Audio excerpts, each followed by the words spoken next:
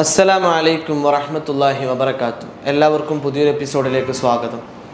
ഇന്ന് വളരെ പ്രധാനപ്പെട്ട ഒരു വീഡിയോ നിങ്ങളുടെ ശ്രദ്ധയിലേക്ക് കൊണ്ടുവരാൻ ശ്രമിക്കുകയാണ്. വീഡിയോയിൽ പറഞ്ഞിരിക്കുന്ന ഭാഗങ്ങളെ ഒന്ന് ചുരുക്കി ഞാൻ പറഞ്ഞുതരാം. അതിനുശേഷം നമുക്ക് അദ്ദേഹത്തിൻ്റെ സംസാരവും ആ വീഡിയോയും കാണാം. സക്കീർ ഹുസൈൻ പി എന്നൊരാൾ സൈക്കോളജിസ്റ്റാണ്, മെൻ്റലിസ്റ്റാണ്, അധ്യാപകനാണ്. അദ്ദേഹത്തിൻ്റെ അനുഭവത്തിൽ നിന്ന് കുറിച്ചിട്ട ചില വാക്കുകൾ. എന്താണ് അദ്ദേഹം പറയുന്നത്? അദ്ദേഹത്തിൻ്റെ കുടുംബത്തിൽ, അദ്ദേഹത്തിൻ്റെ പരിചയമുള്ള ഒരു സ്ഥലത്ത് ഒരു ഉമ്മ മരണപ്പെടുകയുണ്ടായി.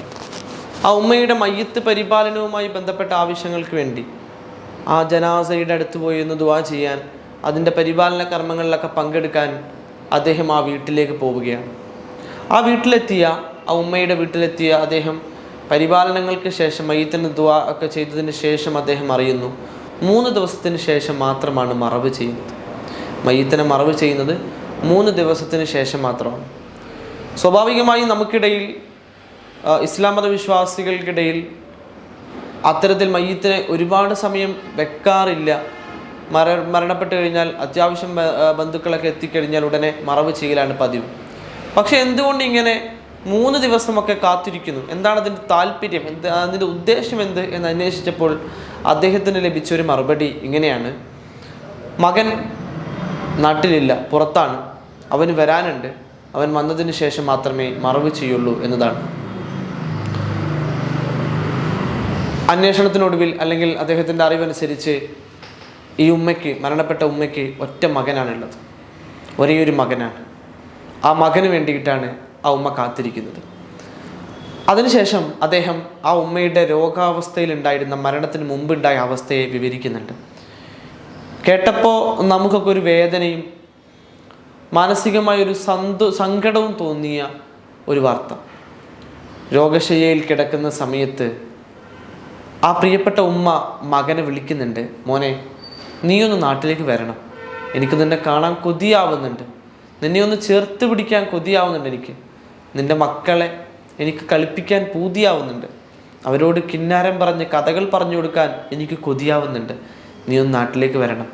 ആശുപത്രി കിടക്കയിലും ആ ഉമ്മ വേദനയോടെ പറഞ്ഞിട്ടുണ്ടാകും: മോനെ, നീ ഒന്ന് വരുമോ, എനിക്ക് കാണാൻ പൂതിയാവുന്നുണ്ട്, കൊതിയാവുന്നുണ്ട്. പക്ഷേ ആ മകൻ വന്നില്ല. ആ മകനും അവൻ്റെ ഭാര്യയും മക്കളും എല്ലാവരും വിദേശത്താണ്. നാട്ടിലുള്ള കുടുംബക്കാരെ വിളിച്ചിട്ട് അവൻ പറഞ്ഞു അത്രേ: ഏറ്റവും നല്ല ഹോസ്പിറ്റലിൽ ഉമ്മയെ പരിചരിക്കണം, അവിടെ ചിലവാകുന്ന തുക അതെത്ര വലിയ തുകയാണെങ്കിലും എന്നെ അറിയിക്കണം, ഞാനത് അയച്ചു തരാം. പക്ഷേ നിലവിലെ സാഹചര്യത്തിൽ എനിക്ക് നാട്ടിലേക്ക് വരാൻ ചെറിയ പ്രയാസമുണ്ട്. നമുക്ക് നമ്മുടെ ഉമ്മയുടെ ആഗ്രഹങ്ങളെക്കാൾ മരണാസന്നയായി കിടക്കുന്ന ഉമ്മ ഒന്ന് കാണണമെന്ന് കൊതിയോടെ വിളിക്കുന്നതിനേക്കാൾ നമുക്ക് എന്താണ് പ്രിയപ്പെട്ടവരെ പ്രത്യേകമായിട്ടുള്ളത്? നമുക്ക് ആദ്യം അദ്ദേഹത്തിൻ്റെ വാക്കുകൾ കേൾക്കാം. മറ്റു കർമ്മങ്ങൾക്കുമായി ആ വീട്ടിലേക്ക് എത്തിയപ്പോഴാണ് അറിയാൻ കഴിഞ്ഞത് ഖബറടക്കം 3 ദിവസങ്ങൾക്ക് ശേഷമാണ് നടക്കുക എന്ന്. എന്താ വിശേഷം? എന്തുകൊണ്ടാ ഖബറടക്കാത്തത്? മകൻ വരുന്നുണ്ട് എന്നാണ് മറുപടി. ഒരേ ഒരു മകനാണുള്ളത്. പ്രിയപ്പെട്ട ഈ ഉമ്മ ആശുപത്രിയിൽ അസുഖമായി കിടക്കാൻ തുടങ്ങിയിട്ട് ഏകദേശം 2 മാസമായി. പലപ്പോഴും ഈ ഉമ്മ ഫോൺ വിളിക്കുന്ന തന്റെ പ്രിയപ്പെട്ട പൊന്നുമോനോട് പറയാറുണ്ടത്രേ: മോനെ, ഒന്ന് വാടാ, ഉപ്പയില്ലാതെ നിന്നെ വളർത്തിയതാണ് ഞാൻ, നിന്നെ ഒന്ന് വന്ന് കാണാൻ, നിന്റെ കവളത്തൊരു ചുടുചുംബനം തരാൻ, നിന്റെ പ്രിയപ്പെട്ട പൊന്നു മക്കളെ ഒന്ന് അരികിലിരുത്തി ഒന്ന് കഥ പറയാൻ ഈ ഉമ്മയ്ക്ക് കൊതിയുണ്ട്, നീ ഒന്ന് വാ മോനെ എന്ന് പറയുമ്പോഴൊക്കെ അവൻ പറയുമത്രേ: ഉമ്മ, മക്കൾക്ക് സ്കൂളാണ്, ഭാര്യക്ക് ജോലിയാണ്, ഇപ്പം വരാൻ പറ്റൂല, ഒന്ന് സ്കൂൾ അടച്ചോട്ടെ എന്ന് പറയുമത്രേ.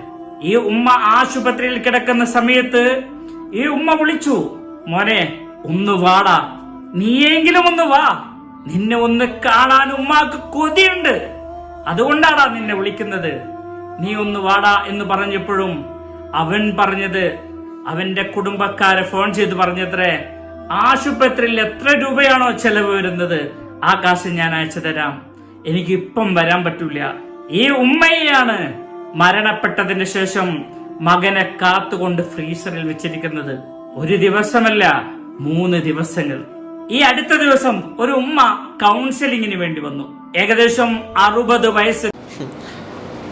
അസുഖമായി 2 മാസത്തോളം ആശുപത്രിയിൽ കിടക്കുമ്പോൾ ഒന്ന് വരാൻ വേണ്ടി കെഞ്ചി പറഞ്ഞു. മക്കളുടെ സ്കൂളും ഭാര്യയുടെ ജോലിയൊക്കെ കാരണം വരാൻ പറ്റില്ലെങ്കിൽ വരണ്ട, പക്ഷേ പൊന്നുമോനൊന്ന് നീയൊന്ന് വന്നു കഴിഞ്ഞാൽ എനിക്ക് നിന്നെ ഒന്ന് കാണായിരുന്നു എന്ന് പറഞ്ഞ് ആ ഉമ്മ കെഞ്ചി പറഞ്ഞിട്ടും ആ മകൻ വന്നില്ല. ഇന്ന് മരണപ്പെട്ട് കഴിഞ്ഞപ്പോഴും, മരണപ്പെട്ട് രോഗാസന്നയിൽ കഴിയുന്ന സമയത്തും ആ ഉമ്മയെ കാത്ത്, മകനെ കാത്ത് ഉമ്മ ചലനമറ്റ ശരീരമായി ഇനിയും 3 ദിവസം കാത്തു നിൽക്കണമെന്ന്.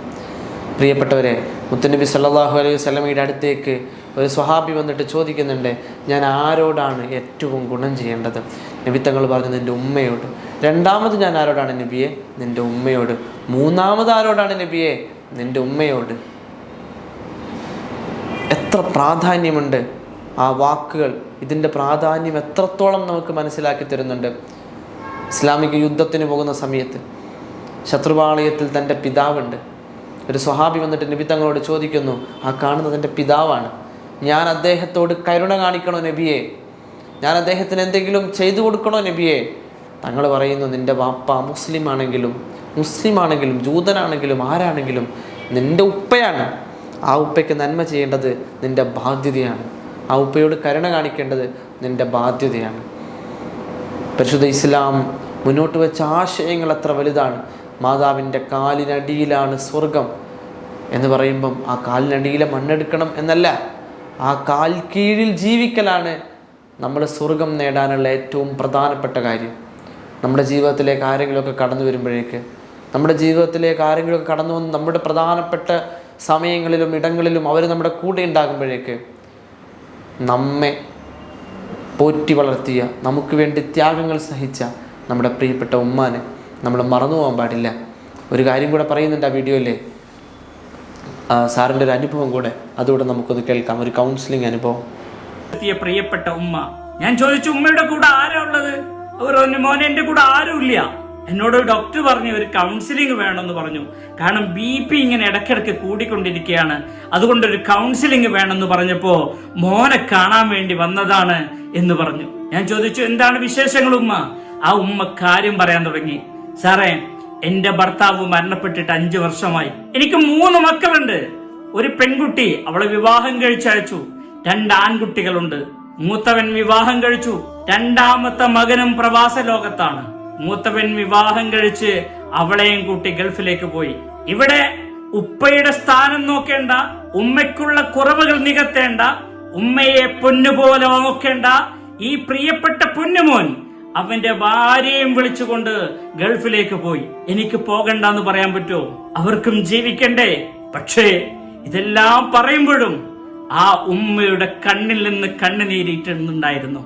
ഉമ്മയുടെ മനസ്സ് അത് നീറുകയാണ്. ഉമ്മ പറയുന്നുണ്ട്, അവന് ഗൾഫിൽ പോകണ്ടേ, അവൾക്ക് അവന്റെ കൂടെ ജീവിക്കണ്ടേ, ഇതൊക്കെ ഉമ്മ പറയുന്നുണ്ടെങ്കിലും ഉമ്മയുടെ മനസ്സ് നോവുകയാണ്. ഇരുനില വീട്ടിൽ ആ ഉമ്മ മാത്രമാണ് തനിച്ചുള്ളത്. ഇപ്പൊ തൊട്ടടുത്ത വീട്ടുകാരും കുടുംബക്കാരും ആരെങ്കിലും ഒക്കെയായി രാത്രി നിന്നുപോകും. എനിക്ക് ഉറപ്പാണ്, ഒരു ദിവസം ആ ഉമ്മ നിലത്ത് വീഴും. ഒരു ദിവസം ആ ഉമ്മയ്ക്ക് BP വന്നുകൊണ്ട് ആ ഉമ്മ തറയിൽ കിടന്നുകൊണ്ട് മരണപ്പെട്ടു പോകും, ഒരാളും തിരിഞ്ഞു നോക്കാനില്ലാതെ.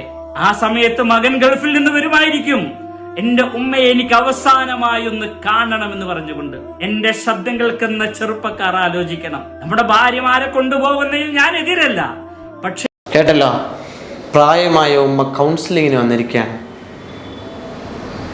സാർ ചോദിച്ചു അത്രേ, കൂടെ വേറെ ആരെങ്കിലും ഉണ്ടോ, മക്കളായിട്ട് കൂട്ടിയിട്ട് വന്നതാണെന്ന് അറിയാൻ ചോദിച്ചതായിരിക്കും.